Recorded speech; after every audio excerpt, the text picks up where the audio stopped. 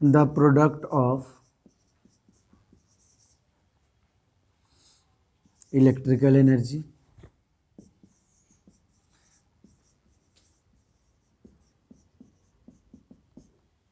and EMF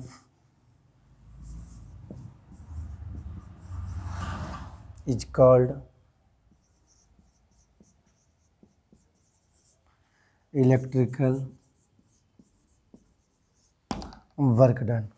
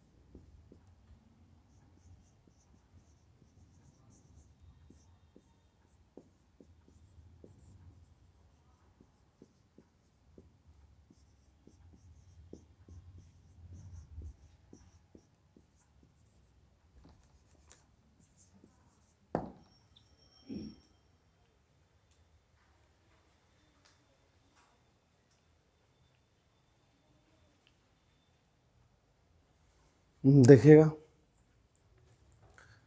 विद्युतीय ऊर्जा NF और EMF बोले तो विद्युत वाहक बल, ये दोनों को प्रोडक्ट कर देंगे तो हमारा निकल जाएगा विद्युतीय कार्य। तो ये लिखा दिए हैं, विद्युतीय ऊर्जा बोले तो NF तथा विद्युत वाहक बल बोले तो EMF, दोनों के गुणनफल कर देंगे, दोनों के गुणनफल कर देंगे तो वही मेरा हो जाएगा विद्युतीय कार्य होगा। चलिए उतार लीजिए।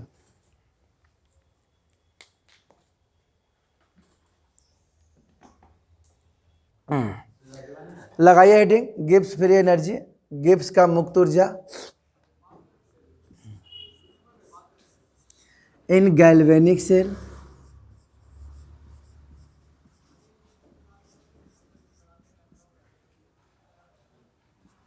Chemical energy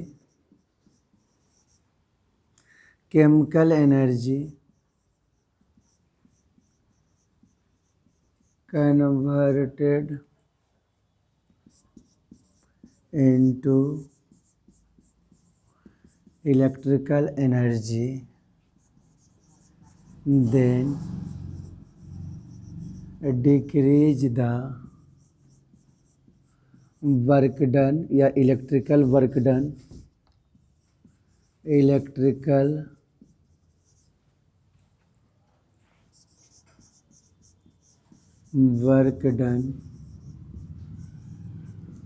is called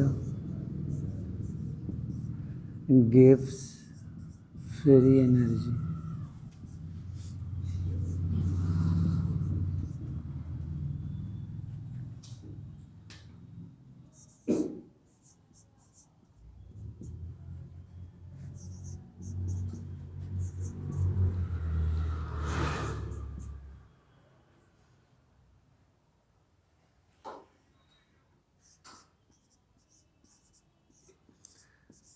galvanic cell में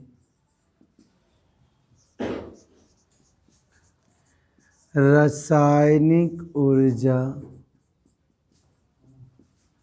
को विद्युतीय ऊर्जा में बदला जाता है तो विद्युतीय कार्य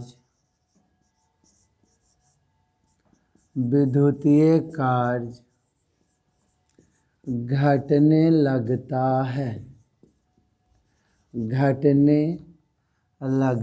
है, जिसे गिब्स का मुक्त ऊर्जा कहते हैं। देखो छोटू समझा देते हैं।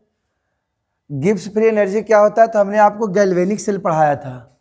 गैल्वेनिक सेल में क्या बताया था हमने कि रासायनिक ऊर्जा को विद्युतीय ऊर्जा में बदला जाता है। पिछला वीडियो आप देखिएगा, जब हमने इलेक्ट्रोलाइटिक सेल और गैल्वेनिक सेल पढ़ाया होगा तो देखिएगा।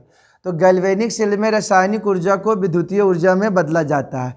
बदलने के उपरांत जो विद्युतीय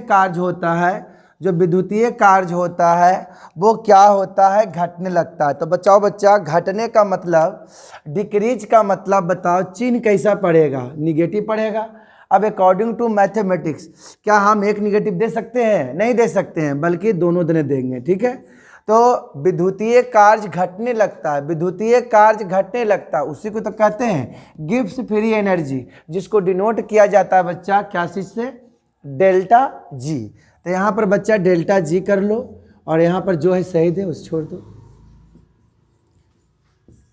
इसी को अगर आप स्टैंडर्ड पर चलते हो, मानक पर चलते हो, एट स्टैंडर्ड, मानक पर, जहां टेम्परेचर पता है कितना डिग्री होता है 25, और एम का मान कितना होता है 1, तो बस कुछ करना नहीं, वहां पर खाली नोट लगा देना है। डेल्टा जी क्या कर देना है, नोट। स्टैंडर्ड में नोट लग जाता है। ई नोट सेल लीजिए, उतार लीजिए। तू क्लास में पढ़ने से बोलते हैं। आइए अब एक समझ लीजिए,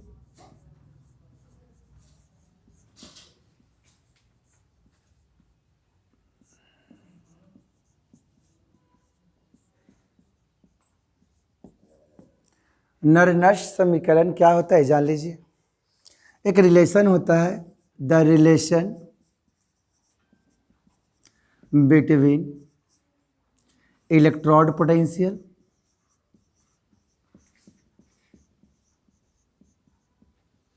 इसको आप ईएमएफ भी कह सकते हो, and concentration is known as Nernst equation. मतलब क्या हुआ भाई इसका हिंदी सर?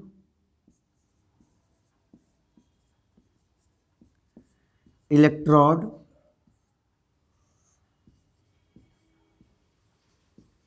विभव तथा सांद्रता के बीच के संबंध को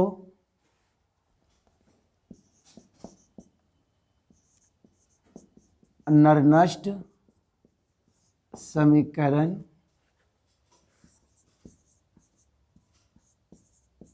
कहते हैं। अब इनका समीकरण इस तरह से होता है, ई नॉट 2.303। इसे हम ऑब्जेक्टिव में पूछता है छोटू, याद रखना, बहुत काम का ऐसा चीज़ है, लेकिन ऑब्जेक्टिव के लिए।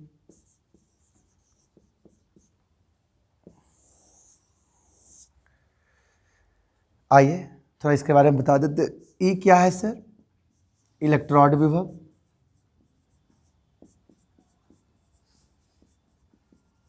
इलेक्ट्रोड पोटेंशियल, इलेक्ट्रोड विभव, बस इसमें के लिए स्टैंडर्ड लगा देना है। स्टैंडर्ड इलेक्ट्रोड पोटेंशियल, मानक इलेक्ट्रोड विभव, हिंदी बोलते चल जाते हैं। आर क्या है सर? सॉल्यूशन में पढ़े थे, gas constant 8.314 joule kelvin inverse mole inverse. T तो जाने रहा है, टेम्परेचर केल्विन में लेना है, याद रखना है केल्विन। एन लॉस या गेन ऑफ इलेक्ट्रॉन। एफ का मान लिखाए थे 96,500 कूलम। और केसी, लास्ट वीडियो देखिएगा लेक्चर 9 का, कि लास्ट केसी हमने पढ़ाया था। केसी क्या होता है सर? तो केसी के बारे में बताए थे, इक्विलिब्रियम कांस्टेंट।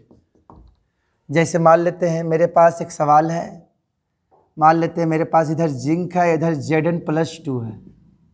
अब इसका Kc निकालना है, तो ये हमारा रिएक्टेंट होता है, ये होता है प्रोडक्ट। तो क्या करेंगे, दोनों का कंसंट्रेशन, मतलब पहले प्रोडक्ट का कंसंट्रेशन, तो यह कंसंट्रेशन, केमिकल काइनेटिक हम लोग पढ़े थे, जो कंसंट्रेशन होता है बड़ी वाले ब्रैकेट से भी, तो किसका कंसंट्रेशन, जिंक आयन का, और यहाँ पर कर देंगे कंसंट्रेशन जिंक का। तो ये हमारा हो जाता है प्रोडक्ट का प्रतिफल, और ये हमारा जो सांद्रण होता है, सांद्रता या सांद्रण जो बोलो, एक इसका होता है प्रतिकारक, और बटा का मतलब होता है अनुपात, रेशियो जिसको बोलते हैं।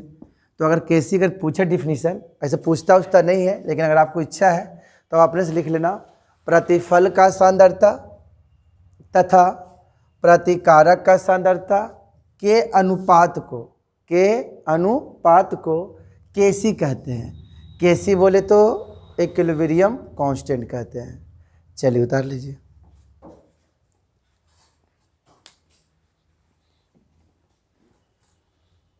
चला 2 बार आ चुकला पैसा। आइए, ये हो गया हमारा इक्वेशन, नर-नष्ट समीकरण हो गया। अब इसी को थोड़ा माना छोटा करेंगे, जिससे न्यूमेरिकल बनाने में क्या हो, आसान हो जाए। जैसे कहने का मतलब देखिए, क्या छोटा कर सकते हैं सर, तो देखिएगा आप लोग, फार्मूला को फिर से हम लिख रहे हैं। ये वैल्यू रह दे रहे हैं यहाँ पर, आर का वैल्यू अभी हम लिखाए थे यहाँ पर। आर जो गैस कांस्टेंट होता है, इसका मान 8.314। टी ले लीजिए, कोई टी ले लीजिए, टेम्परेचर, पार्टिकुलर टेम्परेचर एसटीपी पर, तो आरटीपी हो चाहे एसटीपी हो, तो रूम में टेम्परेचर ले लेते हैं। तो रूम टेम्परेचर अगर मान करते हैं केल्विन में, तो कितना केल्विन होता है, 298, और डिग्री में तो जानवे करते हैं 25। उसके बाद क्या कर रहे हैं, ध्यान देना, एन छोड़ देते हैं, क्योंकि तो रिएक्शन जो दिया हुआ रहेगा उस पर काम होगा, और एफ का मान होता है 96,500, और इनको आप ऐसे रह दीजिएगा। और देखिए क्या होगा कि जब इनको घर पर जाके आप ट्राई कर लीजिएगा, गुना कर दीजिए इसको और इसको भागा दे दीजिए, तो छोटा, इनसे छोटा पड़ेगा प्रॉब्लम बनाने में इनको। 0. देखिएगा, गुना करके भागा दीजिएगा, 0.0591 और बटा n। देख लीजिएगा जा करके, इसको गुना करना है, ठीक है बउआ, और इसको भागा दे दीजिएगा। देखिएगा कि वैल्यू आएगा 0.0591 और बटा n, और यह हो गया log Kc। तो इसी का शॉर्ट फॉर्म पूछे तो बताइएगा, E बराबर E0 0.0591 बटा n log Kc। अभी हम लोग ने क्या पढ़ा था, ये नोट 1 के रूप में इसको मान लीजिए आप। अब हम नोट 2 में चलते हैं, सब ऑब्जेक्टिव के लिए आपका काम कर रहे हैं, इस बात को ध्यान में रखिएगा। अब हम क्या कर रहे हैं, थोड़ा माना, हम यहाँ पर E का मान 0 ले रहे हैं।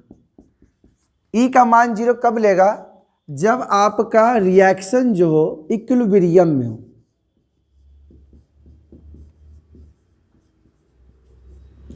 इक्विलिब्रियम का मतलब क्या समझिएगा आप, जैसे मान लेते हैं, बगल में कर देते हैं, A बदल रहा है B में, तो B बदल रहा है A में, A बदल रहा है B में, और B बदल रहा है A में, तो इसको आप इक्विलिब्रियम कहोगे। इक्विलिब्रियम में जो तुम्हारा इलेक्ट्रॉन विभव होता है, क्या होता है, 0 होता है। तो जब इसको आप 0 कर दोगे, 0 कर दोगे, तो बताओ तो बच्चा रिजल्ट क्या होगा। यहाँ से आओ, इसको छोड़ दे, तो प्रॉब्लम बनाने के लिए ई नष्ट, चलो दोनों नष्ट है, तो लॉन्ग वाला चलते हैं। तो जब इसको हम 0 कर देंगे छोटू, तो बताओ तो यहाँ से क्या होगा, हम डायरेक्ट कर रहे हैं, ठीक है, ये 0 हो गया।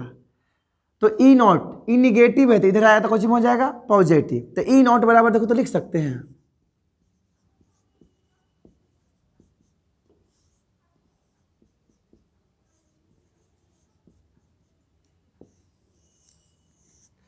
अब यहां से देखिएगा, यहां से हम यूज कर रहे हैं फ्रॉम गिब्स फ्री एनर्जी। अभी हमने गिब्स फ्री एनर्जी आपको पढ़ाया। गिब्स फ्री एनर्जी से हमने क्या पढ़ाया आपको, फॉर्मूला में लिख देते हैं पहले, स्टैंडर्ड वाला, डेल्टा G0 बराबर -NF E0 सेल। अब हम क्या कर रहे हैं, यहाँ पर डेल्टा जी नॉट रह देते हैं, माइनस एन एफ रह देते हैं, और minus F F E naught cell का मान, ये देखिए यहाँ पर सेल लगा सकते हैं, ई नॉट सेल के मान यहाँ पर उसके जगह पर क्या करते हैं, इसके जगह पर धर देते हैं। तो क्या होगा देख तो 2.303 आर टी और बटा एन एफ और बगल में लॉग के सी, एन एफ से एन एफ कट जाएगा देख तो कट जाएगा सर, तो रिजल्ट क्या हो जाएगा, तो -2.303 आर टी लॉग के सी। तो याद रखना कभी कभी नर्स्ट इक्वेशन इस रूप में रह सकता है, तो कभी कभी नर्स्ट नहीं, गिब्स फ्री एनर्जी कभी इस रूप में रह सकता है, तो कभी इस रूप में। 4 गो ऑप्शन रहेगा, वो आपको देखना है कि कौन सा रूप में दिया गया है। अगर ये रूप में है तो इसको मारिएगा, और ये रूप में है तो इसको मारिएगा। उसी प्रकार से ये जो इक्वेशन हमारा है किसका है भाई, नर नष्ट इक्वेशन है, तो ये लॉन्ग फॉर्म हो गया इसका, ये लॉन्ग फॉर्म हो गया।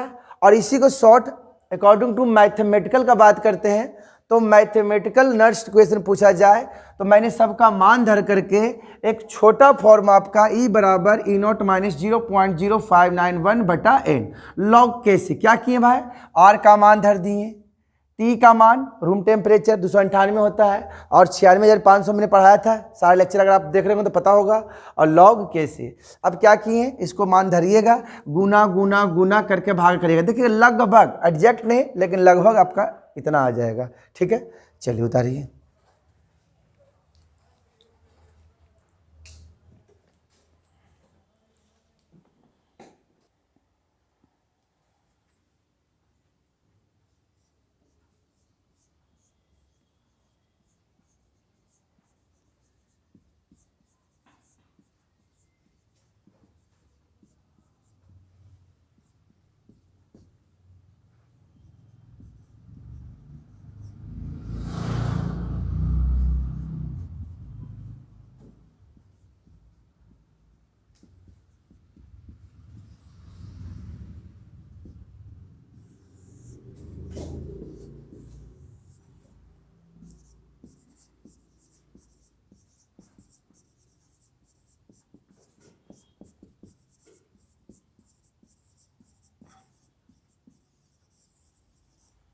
When elements या ions are arranged in increase order of reduction potential bracket में RP कहते हैं, in increase order of reduction potential from top to bottom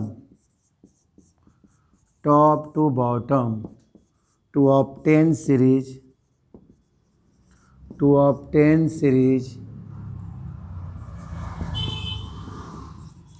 is called ECS।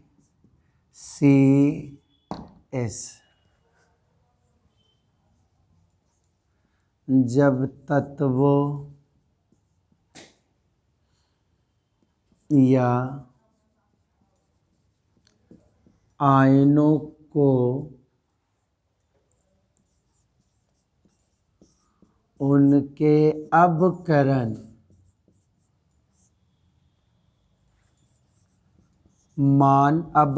विभव के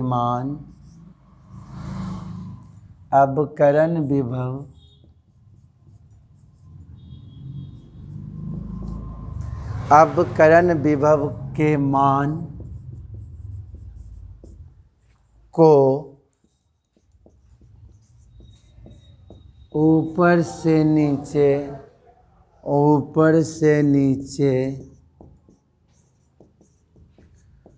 बढ़ते क्रम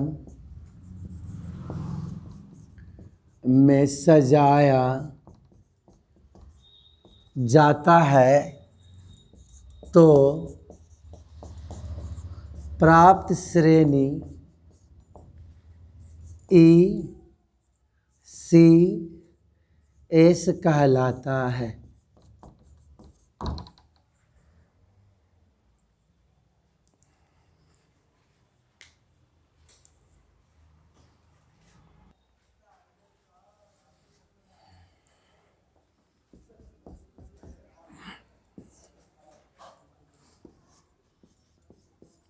समान करता तो पढ़ता।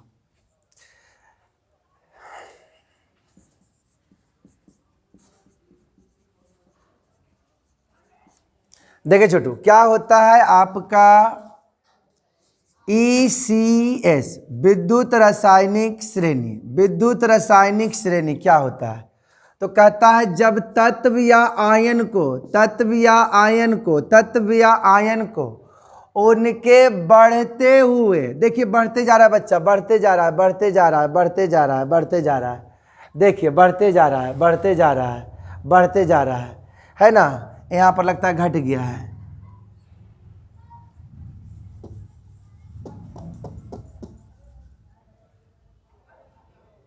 थोड़ा रोके छोटू, देखिए तो फिर से विद्युत रासायनिक श्रेणी क्या है सर? तो कहता है जब तत्व या आयन को उनके आरपी के मान को, ये सब आरपी का मान है, आरपी के मान को ऊपर से नीचे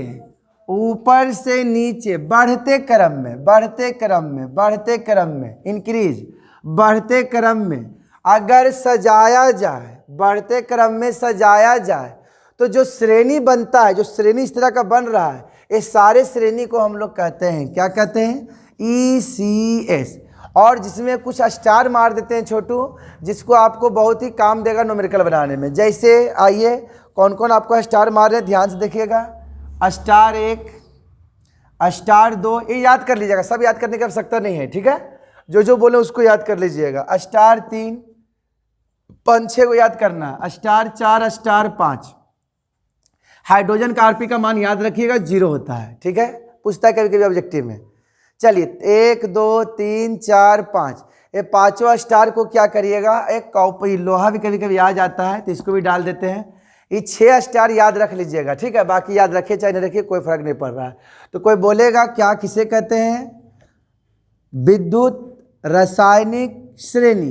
क्या बोलिएगा? जब तत्वों या आयन को उनके आरपी मतलब अवकरण विभव के मान को, ऊपर से नीचे बढ़ते क्रम में सजाते हैं तो जो श्रेणी प्राप्त होती है उस श्रेणी को कहा जाता है ECS। ठीक है, यहाँ तक कर लीजिएगा, आज रह देते हैं यहाँ तक, ठीक।